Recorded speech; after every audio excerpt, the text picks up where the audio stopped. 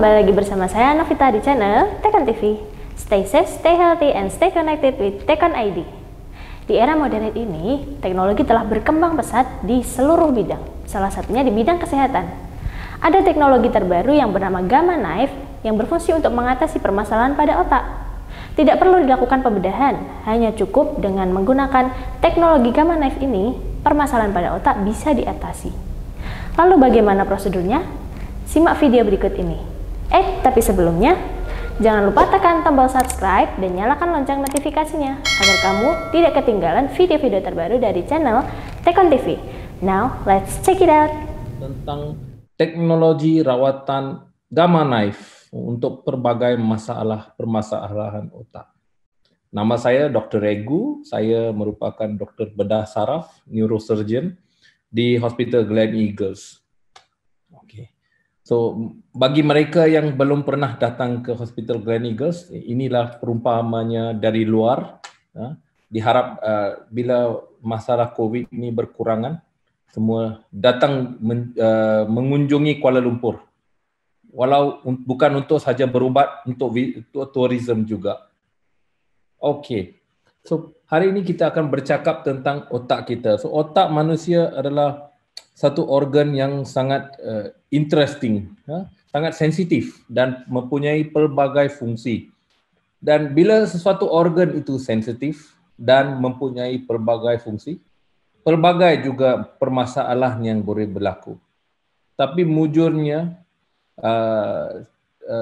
dari segi kesihatan, jurusan neurosurgery atau bedah otak banyak mengalami perubahan menggunakan teknologi. So, hari ini saya akan memberikan penerangan tentang satu jenis teknologi yang adanya di hospital Rumah Sakit Gleneagles yang untuk pengetahuan semua. Okey. Sebelum kita bermula, apakah itu rawatan Gamma Knife? Rawatan Gamma Knife boleh digolongkan sebagai satu jenis rawatan dalam kategori stereotactic radio surgery. Okey, ini perkataan yang panjang, izinkan saya menerangkan apa maksud benda ni.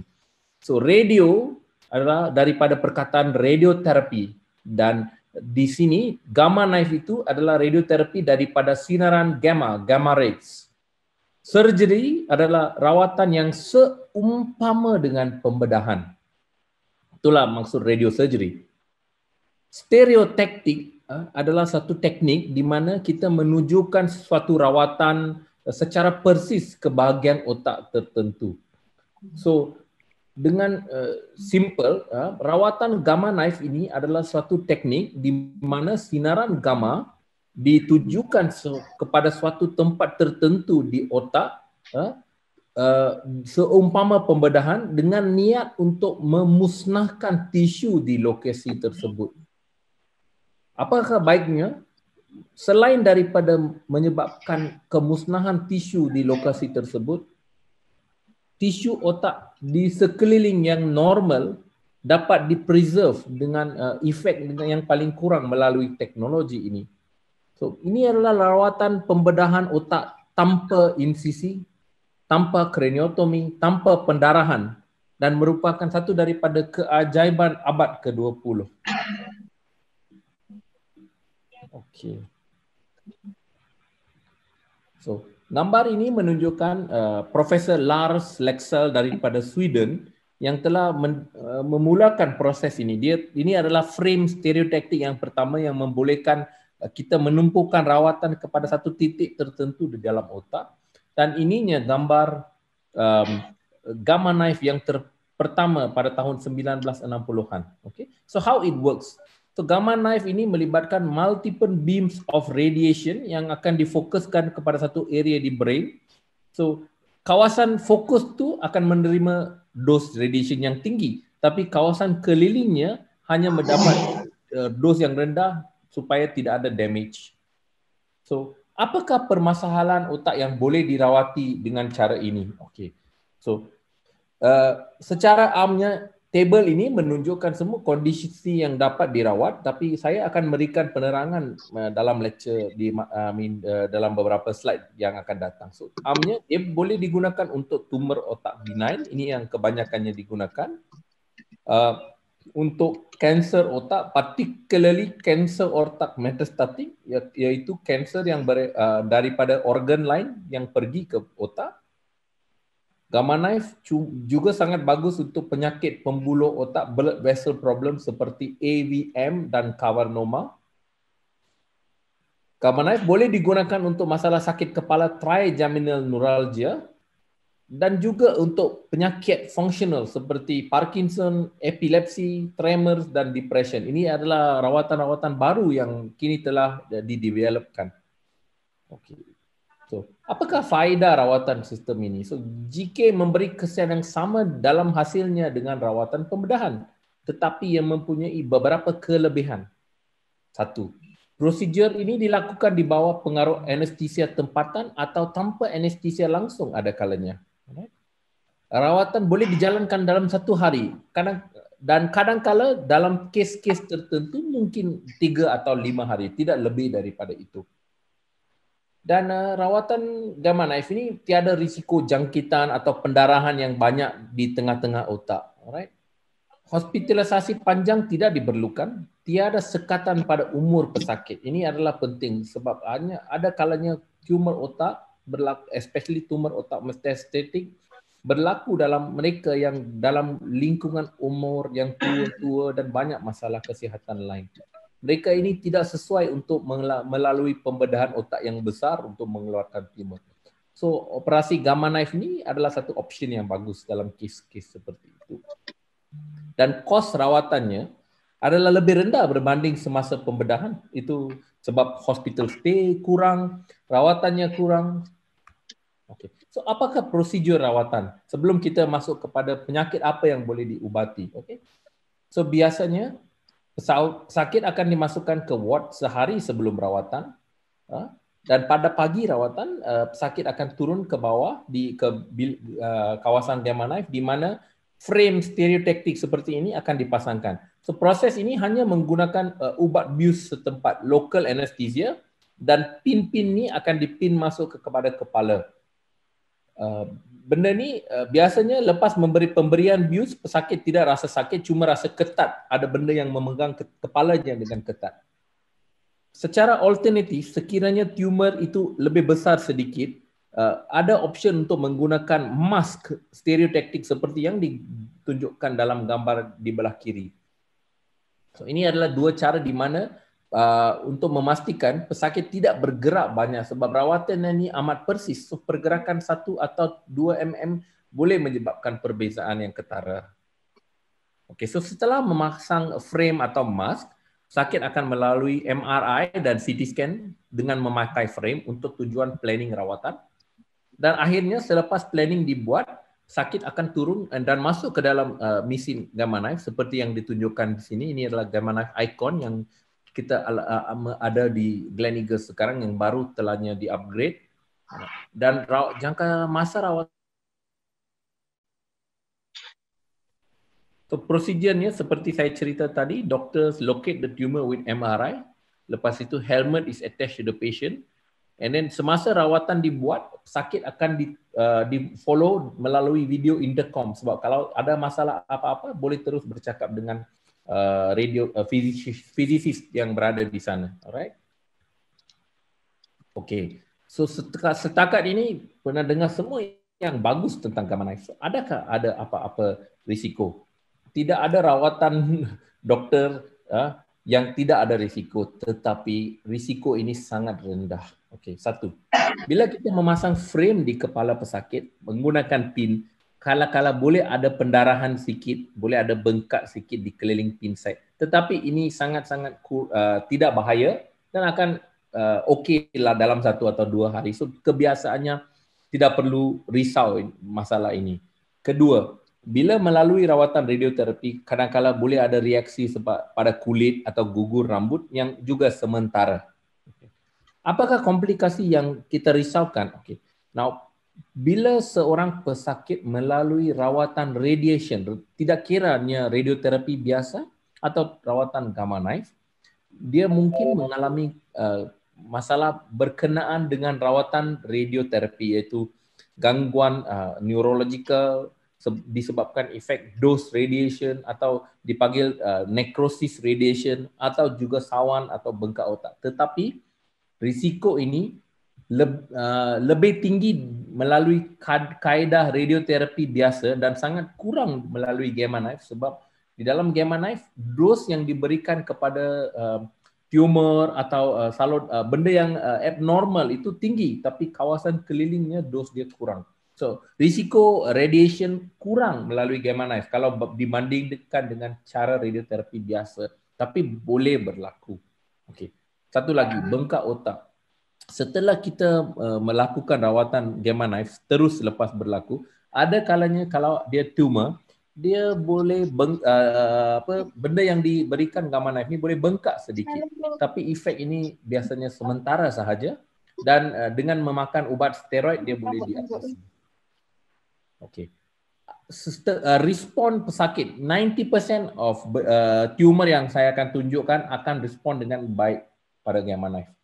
Dia akan sama ada tidak tumbuh atau mengecut. Tapi jarang-jarangnya ada tumor yang walaupun diberikan gamma knife boleh tumbuh juga. So dalam situasi macam itu mungkin perlu buat rawatan lain. Tapi amnya 90% akan respon kepada gamma knife. Okay. Tapi adakah masanya bila tidak boleh gunakan gamma knife? Betul, adanya. Okey. So, dia bukannya rawatan yang sesuai untuk semua sebab ini hanya satu daripada option terbaru untuk mengatasi rawatan tata cara pembedahan. So, dia gamma knife mungkin tidak sesuai untuk pasien yang mempunyai tumor yang besar dan menekan otak dengan banyaknya. Pasien ini biasanya mungkin dalam keadaan koma atau separa koma. Mengapa? Efek gamma knife ini mengambil masa untuk berjalan, bekerja. So mungkin 12 months atau 18 months sebelum tumor itu kecut dengan perlahan-lahan. So sekiranya ada penekanan otak yang terlalu banyak, pesakit ini mungkin memerlukan rawatan pembedahan dulu, especially untuk tumor yang besar. Itu satu. Kedua, tumor yang bilangannya terlalu banyak, kemungkinannya bila melibatkan banyak kawasan otak, ada kalanya tidak boleh diberikan gamma knife, perlu diberikan rawatan whole brain radioterapi. Tapi benda ini berubah dari masa ke masa. Semasa saya buat training, hanya 3, kalau ada lebih daripada 3, terus kena buat whole brain radioterapi. Tapi sekarang saya sendiri pernah rawat antara sampai 6 hingga 8 tumor di tempat-tempat berlainan melalui cara gamma knife. Dan so benda ni berubah dengan peningkatan teknologi dari segi accuracy rawatan kita. Okay. Ada setengah tumor di mana walaupun nampaknya tumor sebiji macam itu, dia jenis tumor yang menginfiltrasi otak keliling dengan banyak. So dalam kes-kes macam tu, gamma knife hanya sesuai atau bagus untuk tumor yang well defined, one place, not di semua tempat. Dalam kes dia merebak ke banyak tempat, mungkin radioterapi yang biasa lebih sesuai. Okay. Dan mengikut jenis tumor juga, ada setengah tumor tidak bagus responnya kepada rawatan radioterapi. Ini pada dasarnya, so tidak kira kalau diberikan gamma knife atau radiation biasa tidak akan respon. Sebab itu perlu berada perbincangan antara pasien dengan doktor dan onkologis, doktor pakar bedah saraf, doktor onkologi untuk menentukan di mana yang paling sesuai untuk rawatan ini. Tapi ada kemungkinan kadang-kadang dalam kes seperti ini, kita boleh menggunakan gamma knife sebagai kita panggil adjunctive combination therapy. Maknanya mungkin pesakit ada tumor besar, doktor membuat pembedahan untuk membuang tumor secara selamat. Mungkin tertinggal sedikit tumor yang melekat atau berada di kawasan penting otak, di mana risiko untuk membuat pembedahan untuk mengeluarkannya menyebabkan lagi banyak masalah. So dalam kes macam itu, kalau ada tumor tertinggal sedikit, kita boleh memberikan rawatan gamma knife pada kawasan yang tertinggal. So ini yang saya maksud combination atau adjunctive therapy. Okey, saya berharap semua masih dapat fokus kepada saya, tidak terlalu cepat. Okey. So, mungkin bagi mereka yang mungkin pernah dengar tentang radioterapi biasa dengan rawatan radiosurgery gamma knife, apakah bezanya? Okay, ini adalah satu carta yang senang untuk just menunjukkan perbezaan. So di dalam kawasan treatment radioterapi konvensional, itu rawatan radioterapi biasa, bukan saja kawasan tumor tapi kawasan keliling juga menerima rawatan radioterapi. Satu lagi, kalau bandingkan dengan radiosurgery, hanya kawasan tumor sahaja yang mendapat efek radiation. Kedua, rawatan radioterapi biasanya diberikan sekali atau paling banyak 5 kali sahaja dalam over 1 day or 1 week, dan rawatannya biasa last 30 minit. Untuk pasien radioterapi biasa, rawatan dia 10 minit saja, tapi mungkin antara 2 minggu hingga 2 bulan. Maknanya many fractions, 10 hingga 40 kali. Dan dos yang diberikan sangat rendah. So kalau dibandingkan melalui teknologi Gamma Knife, kita dapat memberikan dos yang tinggi dalam jangka masa pendek. Sebab apa? Bila diberikan dengan cara konvensional radioterapi, kalau kita berikan dos yang tinggi seperti 30 gray, banyak kesan sampingan kepada otak normal. Tapi sebab Gamma Knife dapat memfokuskan rawatannya, kita dapat berikan dos yang lebih tinggi. So inilah perbezaannya mungkin yang jadi dalam mind. Apa beza radioterapi dengan radiosurgery Gamma Knife? Inilah bezanya. Okay. So ini adalah satu flyer daripada Rumah Sakit Gleneagles yang menceritakan serba sedikit apa yang bagus tentang Gamma Knife. Rumah Sakit Gleneagles merupakan hospital pertama di Malaysia yang mempunyai teknologi ini sejak tahun 2014. So, kita telah, saya rasa lebih 400 pesakit dah yang umurnya antara 7 hingga 90 tahun.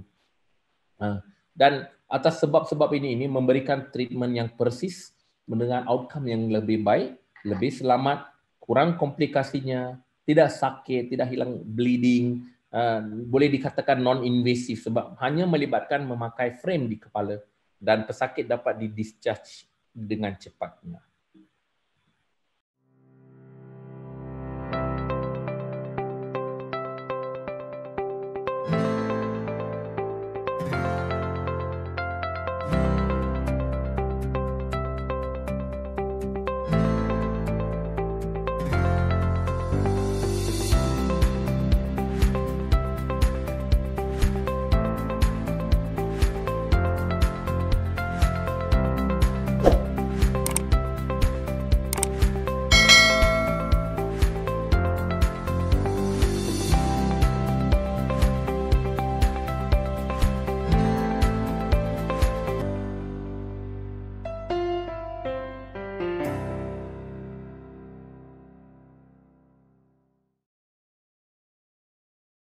Okay. Ini adalah gambar mesin Gamma Knife Icon versi terbaru yang baru-baru ini telah diinstal di Hospital Gleneagles.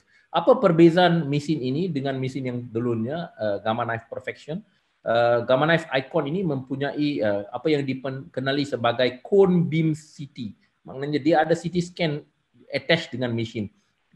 Dengan adanya CT scan, semasa rawatan sebarang perubahan dari segi pergerakan pesakit dapat dikesan dengan mudah untuk meningkatkan accuracy dan mempercepatkan rawatan. Ini adalah teknologi yang memastikan lebih selamat dan lebih akurat. Okay. So, apa contohnya permasalahan otak yang sesuai untuk rawatan ini hari ini? Okay. Sebelum itu, doktor akan berikan sedikit penerangan bagaimanakah kalau kita ada suatu tisu atau sel abnormal mengganggu otak. So, kalau kita ada satu sel, golongan sel abnormal di dalam otak, dia mampu merosakkan jaringan saraf otak, dia mungkin menyumbatkan salur air di dalam otak, dia meningkatkan tekanan dalam otak, dan ada kalanya kalau dia berasal daripada kelenjar otak seperti kelenjar pituitary, mungkin menghasilkan hormon yang luar biasa. Okay.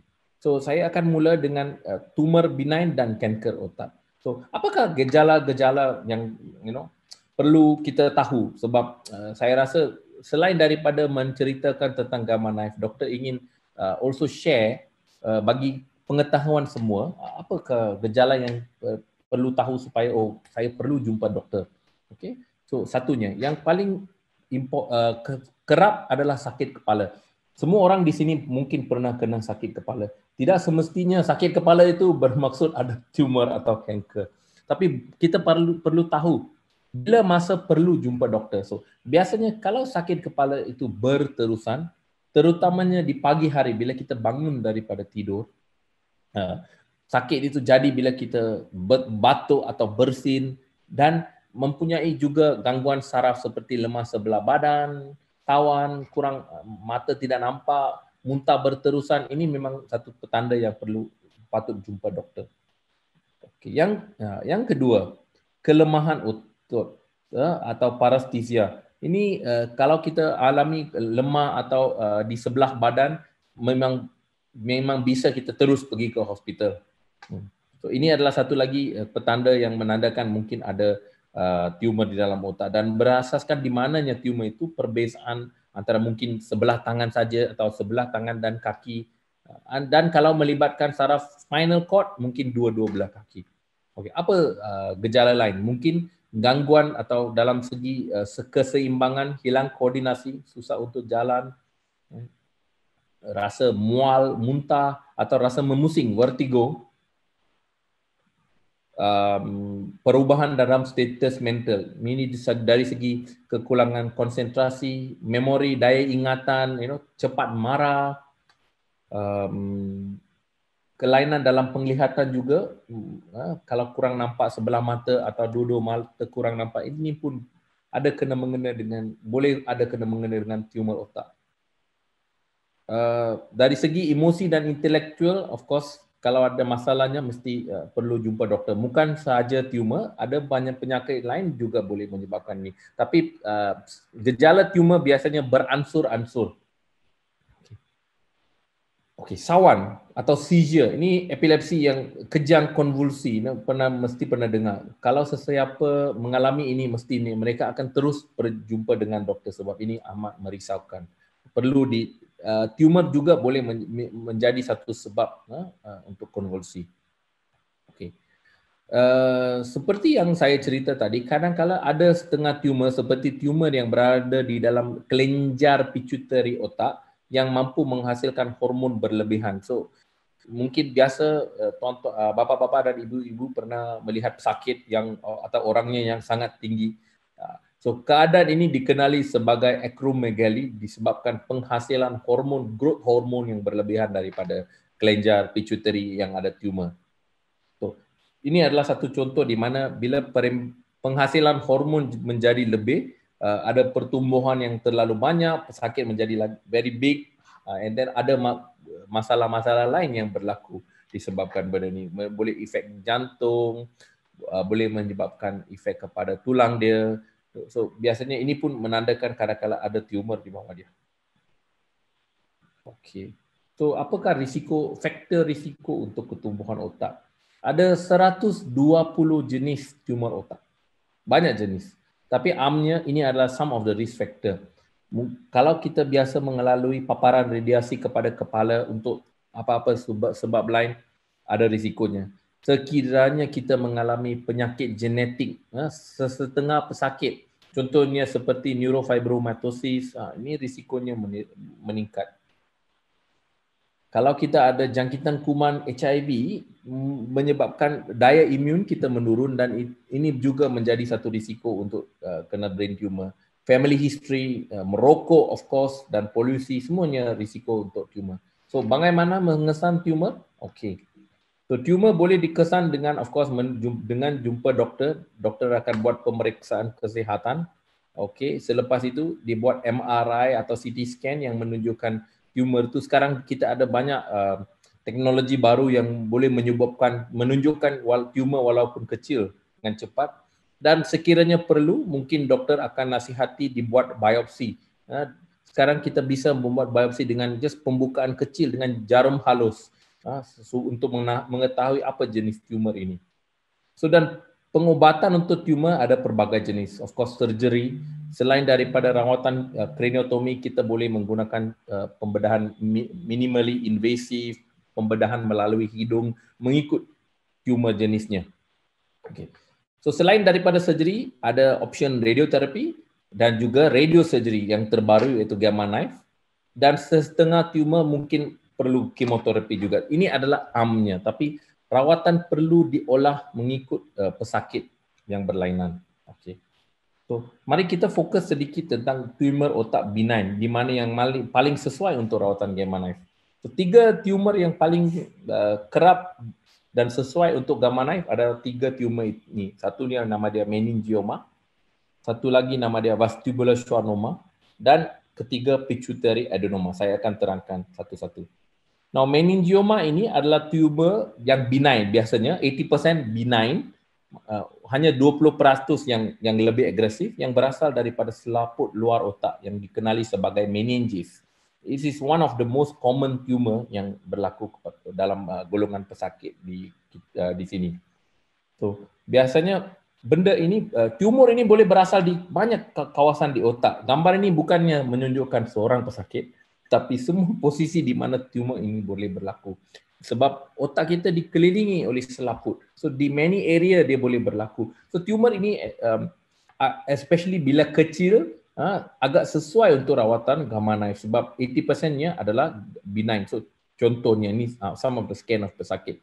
Kalau tumor yang kecil dekat dengan saraf mata dan yang hitam ini adalah salur darah namanya carotid artery di mana risiko pembedahan mesti lebih. So dalam kes-kes macam ini, tumor ini sesuai. Biasanya tumor di tengah otak saiznya kurang dari 3 cm, especially dia memang sesuai untuk Gamma Knife. Ada kalanya kalau sekiranya tumor ini didapati grade yang tinggi dan mungkin ada tumor yang tertinggal lepas pembedahan sebab dia melekat pada salur darah, kita boleh juga memberikan Gamma Knife, especially tumor residual. Mungkin ada tumor besar yang menekan otak dan doktor telah buang seberapa banyak yang boleh dengan selamat. Apa yang tinggal memang sesuai untuk Gamma Knife untuk mengurangkan risiko tumor itu tumbuh balik.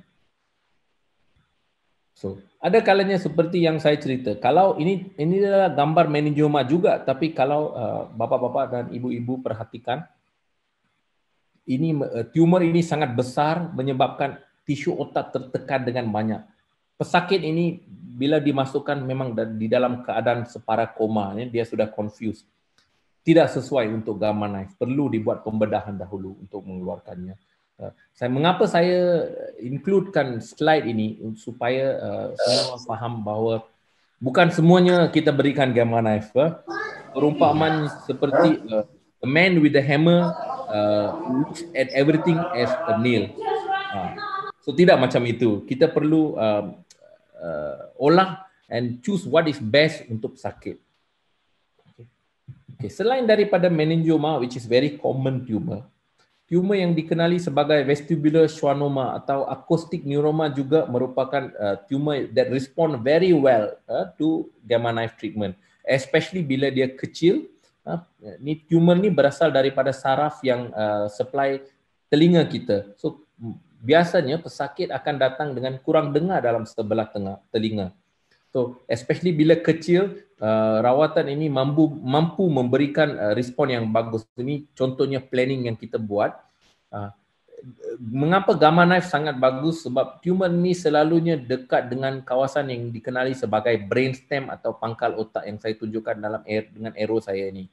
So brainstem ini sangat sensitif. So kalau diberikan radiation cara biasa, dos radiasi yang boleh digunakan sangat rendah. Tapi dengan teknologi Gamma Knife di mana kita boleh memfokuskan radiation, memang good response. I will just show you a scan. Ini contohnya tumor yang besar menekan otak lepas beberapa tahun, nearly 90% decrease in tumor size. So ini pesakit real patient. So menunjukkan efek dia. Walaupun mengambil masa yang lama, dia untuk tumor-tumor seperti ini Gamma Knife memang sangat efektif. Okay.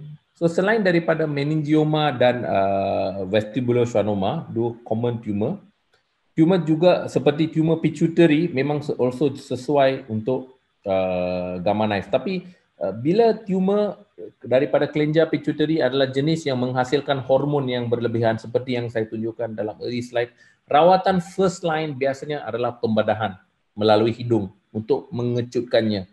Sekiranya ada tumor yang tumbuh balik atau yang melibatkan yang mengelilingi salur darah utama arteri carotid, dalam kes macam itu residual tumor, recurrent tumor memang bagus kita berikan gamma knife. Mengapa gamma knife tidak diberikan first off? Kawasan tumor ini selalunya dekat dengan saraf mata. So saraf mata sensitif kepada radiation. Kita perlu ada gap of at least 3 mm untuk safely give radiation. So sebab itu doktor selalu sarankan cuba buat pembedahan at least untuk mengecutkannya sebelum consider untuk radioterapi, untuk gamma knife. Ini gambar MRI yang kawasan yang dibulatkan dalam merah adalah tumor. Kawasan hitam ini adalah saluran arteri karotid dan atasnya dia di bahagian atas di mana arrow saya adalah kawasan saraf mata. So bila dia adanya gap seperti ini, yang putih itu air keliling otak. So bila ada gap seperti ini memang lagi sesuai, lagi selamat untuk diberikan gamma knife. Okey, so saya telah ceritakan tentang meningioma, vestibuloschwannoma dan pituitary adenoma, 3 tumor benign yang sesuai untuk gamma knife. Apakah pula dengan kanser otak? Okey.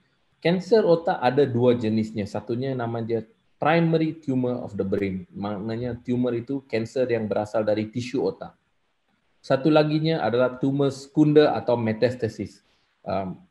Sumber ni maknanya tumor berada di bahagian badan lain dan dia merebak ke otak. So antara source of tumor, kebanyakan daripada kanser paru-paru dalam ladies daripada daripada payudara, dan boleh juga daripada buah pinggang, dari colorectal, daripada kulit. So banyak source-nya.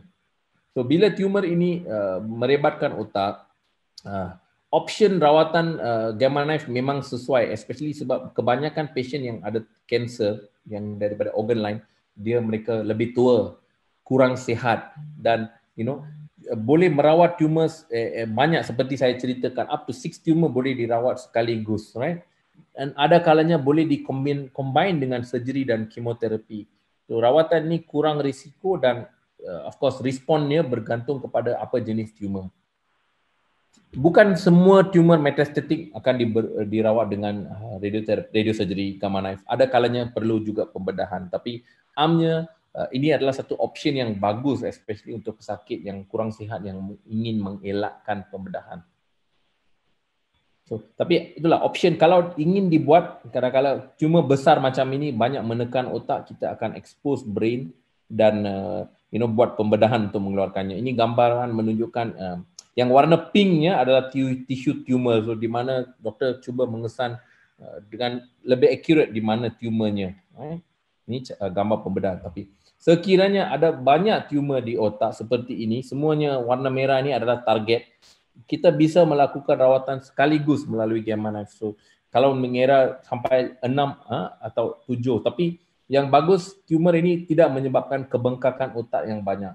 So sebab itu sesuai untuk gamma knife. Okay. Selain itu, kanser otak primary, maknanya yang berasal daripada otak, biasanya pembedahan adalah first treatment juga. Tapi gamma knife boleh digunakan untuk case tumor yang kecil atau yang recurrent. Seperti dalam ini, small white yang kecil putih ini adalah tumor. Atau dalam gambar ini, pesakit ini mengalami tumor di bahagian depan otak, telah dibedah. Dan yang tinggal kawasan yang kuning itu adalah residual tumor area yang diberikan gamma knife. Dan lepas 5 tahun, tumor tu kekal tidak tumbuh sangat.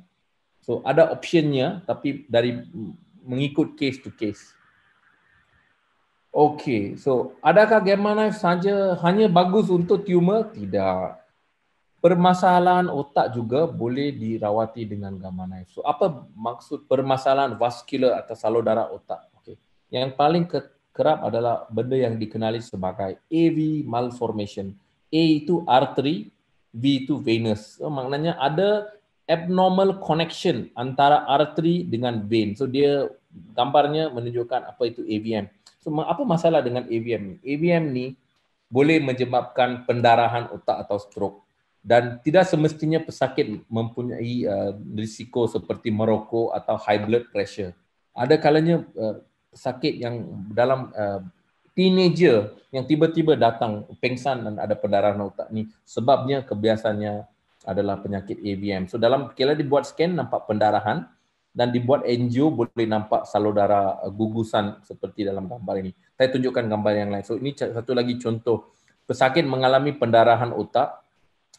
Bila dibuat angiogram, nampak salur darah group of abnormal vessel. Dalam bahasa Inggeris kita panggil bag of worms appearance.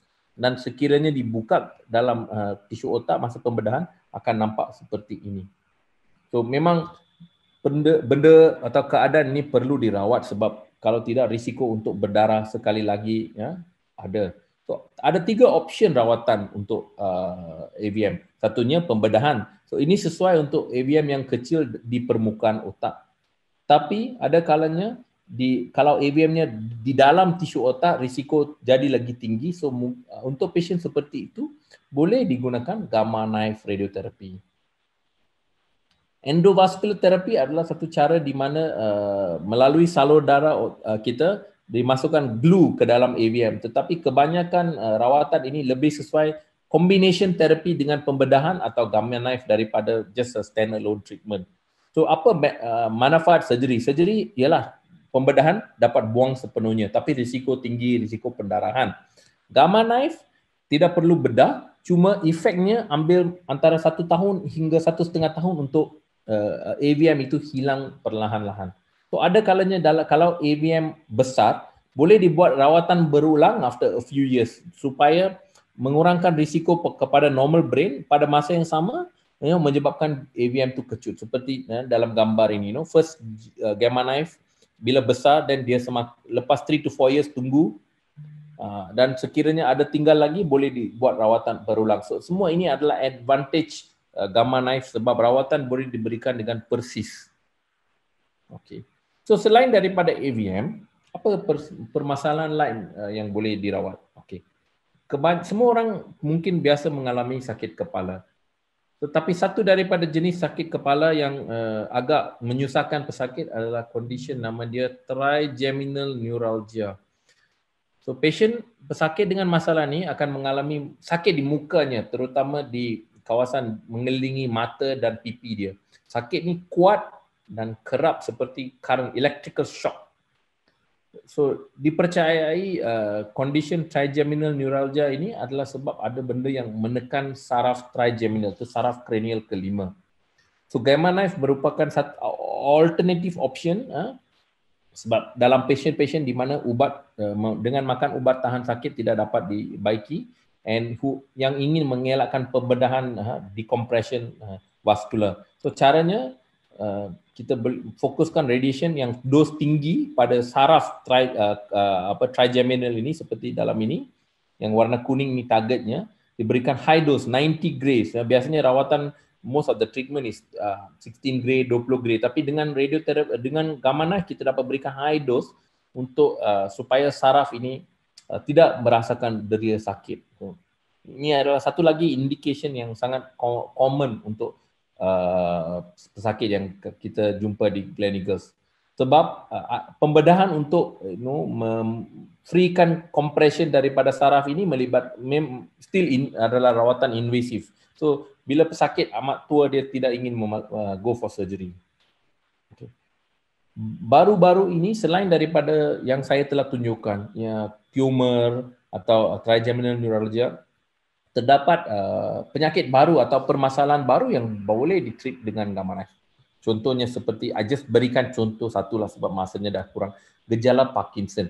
Gejala Parkinson ni mungkin ibu-ibu dan bapa-bapa pernah dengar, pesakit mungkin ada tremors, ada gangguan posture, gangguan suara, muka tidak berekspresi. Ini gambarnya menunjukkan, tidak hayunan tangan, badan bergetar. Commonly seen dalam pesakit yang tua. So rawatan untuk Parkinson ni mainly biasanya di start dengan ubat-ubatan sebab dalam penyakit Parkinson ada kekurangan hormon dopamin, chemical dopamin di dalam badan, dalam otak. So usaha pertama adalah dengan memberikan ubat gantian dopamin. Tetapi malangnya ubatan ini mempunyai side effect. So ada setengah pesakit yang boleh dibuat pembedahan di dalam otak yang dikenali sebagai DBS atau Deep Brain Stimulator. Kita masukkan wire ke tengah-tengah otak dan connect kepada satu electrical pulse generator yang mampu mengatasi simptom DBS. Tapi ada setengah pesakit yang tidak tidak respon kepada rawatan ini. So rawatan DBS adalah rawatan yang terbaik yang juga ada di Hospital Gleneagles, just untuk makluman tuan-tuan dan puan-puan. Tapi rumusannya, remember, Gamma Knife adalah tanpa sakit, tepat pada sasaran, mempunyai hasil yang lebih baik, lebih aman, minimum komplikasi, pemulihan cepat dan non-invasif. Banyak advantage dia. So saya endkan dengan satu video, a short video. Dr. Encik Fazal, have you shown this video? No. I just show you a video pada Gleneagles. You can share, no problem.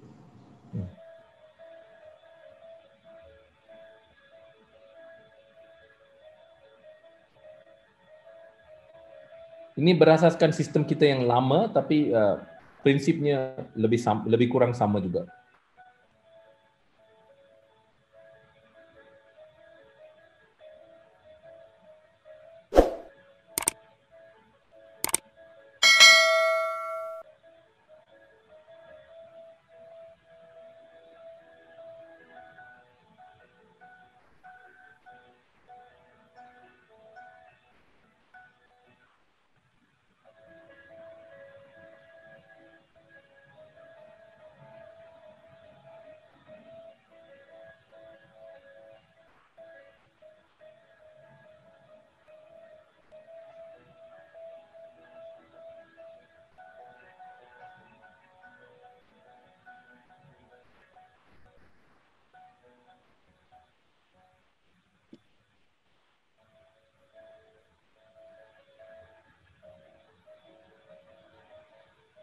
So ini adalah core source, radiation source, di mana beams of radiation tu akan originate.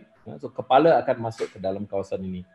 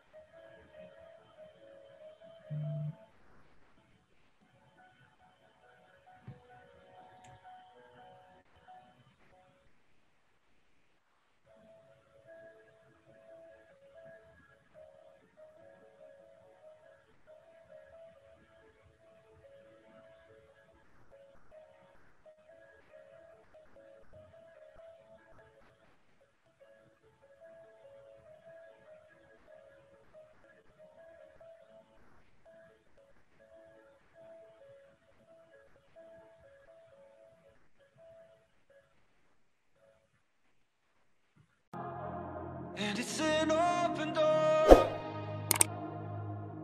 and I find of silence more. Out of love, it'll all be fine this time. Out of love, 'cause you always seem so kind. Out of love, it'll all be fine this time. Out of love.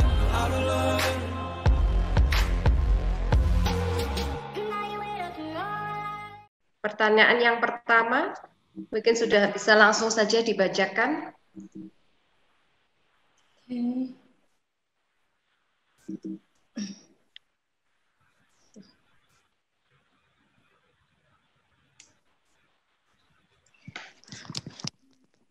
Selamat sore, dokter.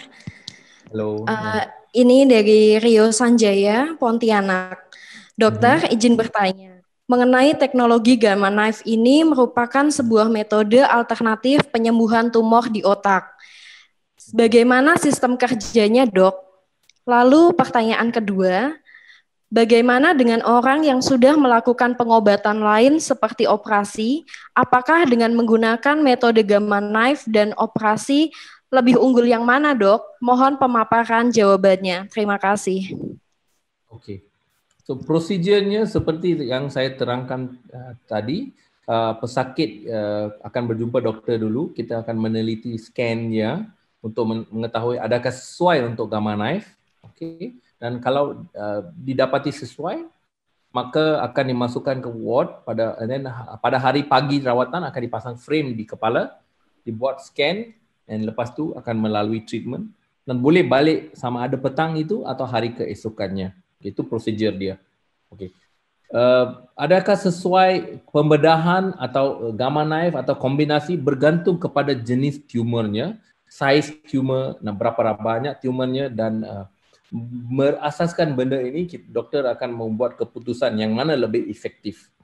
So dia tidak macam blanket policy menyatakan untuk semua tumor rawatan gamma knife lebih baik atau rawatan pembedahan lebih baik. Tapi amnya kalau tumornya kecil dan jenis-jenis tumor seperti yang saya telah tunjukkan tadi, mungkin option gamma knife ini option yang bagus sebab dia dapat mengelakkan daripada pembedahan. Oke, next question, Dok.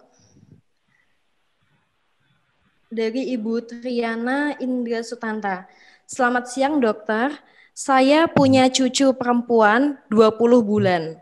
Born 5 Mei 2019. Sampai sekarang bisa duduk bila didudukkan. Bisa merambat, perut menempel di lantai. Dan belum bisa bicara. Pertanyaan saya, mungkin atau bisakah ketidaksempurnaan otak bawahan lahir disembuhkan atau dibetulkan dengan operasi, misalnya keterlambatan tumbuh kembang, Dandy-Walker syndrome? Terima kasih. Dandy-Walker syndrome itu adalah suatu condition congenital, maknanya pesakit dilahirkan dengan masalah ini. Ada keluar biasaan development brain kita. So ada pelbagai degree abnormality dan menyebabkan biasanya ada takungan air di dalam otak dan development otak normal terjejas. So pembedahan hanya dilakukan untuk mengalihkan air yang bertakung dalam otak, kenali sebagai hydrocephalus. Pembedahannya melibatkan memasukkan shunt ke dalam otak atau ETV. Tapi benda ini biasanya untuk hanya mengurangkan pressure dalam otak. Development yang luar biasa itu tidak dapat diatasi dengan pembedahan. Tapi biasanya doktor akan meneliti pesakit dengan membuat scan, MRI untuk melihat kalau problem takungan air itu tidak settle, dia ada kalanya boleh menyebabkan development delay seperti yang ditanya oleh ibu tadi. So perlu memastikan tidak ada takungan air di dalam otak. Obstructive hydrocephalus nama dia. Pertanyaan selanjutnya, Dokter. Dari Bapak Hartanto Agus Widodo, apakah gamma knife bisa mengatasi syringomelia? Okey, syringomelia adalah takungan air di dalam saraf tunjang. Okey. Syringomelia boleh berlaku disebabkan tumor, boleh disebabkan oleh congenital abnormality, masalah turun-temurun, nama dia Chiari malformation. Amnya gamma knife bukan sesuai untuk rawatan syringomelia, memang bukan optionnya. Untuk masalah takungan air perlu dibuat operasi untuk mengeluarkan air atau mengalihkan air. Ya, baik Dokter. Pertanyaan selanjutnya, jika gejala sering kesemutan hanya pada bagian telapak tangan, apakah bisa didiagnosa ada masalah pada otak, Dok? Pertanyaan dari Dihamidah. Okey. Gangguan kalau di kawasan tangan sahaja, ada kalanya lebih berasal daripada kawasan saraf tunjang, saraf cervical. Biasanya berasaskan depends on the patient, umur pesakit. Kalau umurnya tua, biasanya masalah spondylosis adalah satu sebabnya, ya, di mana ada kesempitan kawasan saraf tunjang di leher. Itu satu common cause, tapi perlu dibuat pemeriksaan doktor dan scan untuk menentukannya. Baik, dokter. Pertanyaan dari Linda Mustika. Anak usia 18 bulan ada benjolan di kepala bawah di belakang, telinga sebelah kanan. Benjolan kira-kira 2 cm. Apakah benjolan dapat berpengaruh pada fungsi otak?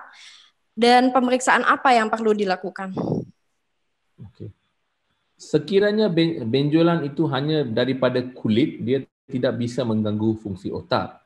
Tetapi sekiranya benjolan itu adalah masalah daripada dalam otak yang keluar dan nampak seperti benjolan, mungkin ada efek. So biasanya jumpa doktor bedah atau doktor kanak-kanak dan dibuat MRI untuk melihat asal mana benjolan ini.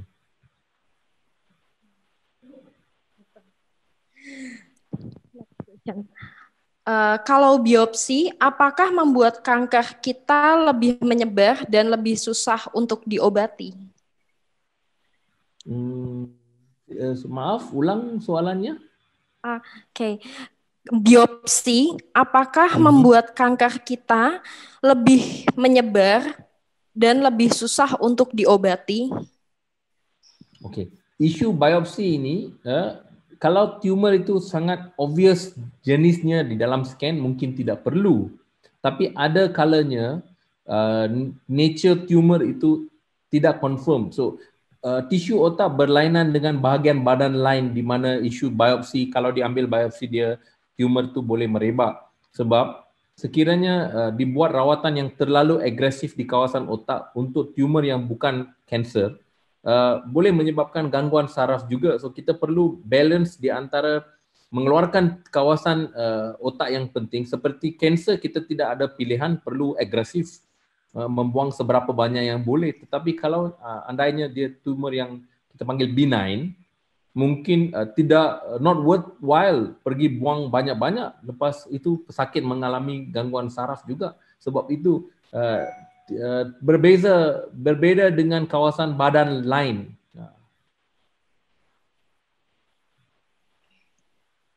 Terima kasih, dokter. Ada pertanyaan selanjutnya. Apa yang terjadi jika terdapat pertumbuhan sel yang tidak normal atau tumor pada otak? Hal-hal apa saja yang akan dilakukan pertama kali supaya tidak sampai tersebar atau semakin parah? Mohon jawabannya, dokter. Terima kasih. Okay. Dalam presentasi saya telah ditunjukkan semua gejala yang mungkin menandakan ada tumor otak. So kalau ada tumor otak, dia boleh mengganggu jaringan saraf, boleh menekan otak, menyebabkan sumbatan air otak. So biasanya rawat, benda yang paling baik bila ada sebarang gejala yang merisaukan, berjumpa doktor dengan awal dan membuat penyiasatan yang perlu. Kalau ditunggu sampai jadi parah, itu salah satu sebab di mana bila pesakit sudah datang jumpa doktor, masalah itu sudah ada lama dah. So lebih kalau ada sebarang gejala seperti yang saya ceritakan, sakit kepala, pening, sawan, lemah sebelah badan, muntah, mual, semua hilang daya imbangan, perlu datang jumpa doktor. Terima kasih, dokter. Apakah metode Gamma Knife bisa untuk terapi cedera kepala, misalnya kepala kena benturan? Terima kasih. Okay. Gamma Knife tidak sesuai untuk kecederaan otak. Dia untuk rawatan tumor atau keluarbiasaan vascular dan functional disorder saja. Untuk kecederaan otak tidak ada role untuk Gamma Knife. Tidak digunakan untuk itu. Baik, dokter. Pertanyaan selanjutnya. Kalau saya seperti deja vu, jadi kadang merasa seperti kejadian yang pernah terjadi terulang lagi, itu bagaimana ya, dok? Kenapa? Terima kasih. Oke. Phenomenon deja vu ini adalah psychological phenomenon di mana walaupun benda itu tidak berulang, kita rasa seperti dia berulang. Oke. Permasalahan ini ada kalanya ada abnormality di dalam lobus temporal otak. So biasanya perlu bila berjumpa doktor, dia akan ambil history dan melihat kalau ada gangguan dari segi daya ingatan, perubahan personality, dan buat scan untuk melihat kalau adanya sebarang abnormality di dalam lobus temporal. Kalau tidak ada, then mungkin dia perlu mencari sebab yang lain, bukan structural problem. Apakah tinnitus termasuk dalam kategori penyakit otak? Lalu treatmentnya bagaimana, dokter? Oke. Tinnitus itu adalah bunyi berdering dalam otak, dalam telinga. Oke. Dia boleh disebabkan oleh gangguan di dalam telinga atau gangguan dalam otak. So tumor yang saya menunjukkan tadi, vestibular schwannoma, yang tumor yang berasal daripada saraf pendengaran, tumor itu bisa menyebabkan tinnitus, tapi bukan semua kes tinnitus adalah tumor. Mungkin ada masalah dalam telinga juga, jangkitan kuman, air. So, boleh dikatakan dia mix masalah telinga dan juga masalah otak bergantung. Tapi lebih kepada masalah telinga. So kalau ada tumor di dalam telinga boleh menyebabkan tinnitus. So dalam kes-kes tinnitus disebabkan tumor vestibular schwannoma, rawatan gamma knife mampu mengatasinya. Terima kasih telah menonton video ini. Jangan lupa subscribe channel Tekon TV. Share video ini jika kamu mendapatkan manfaat darinya. Terima kasih.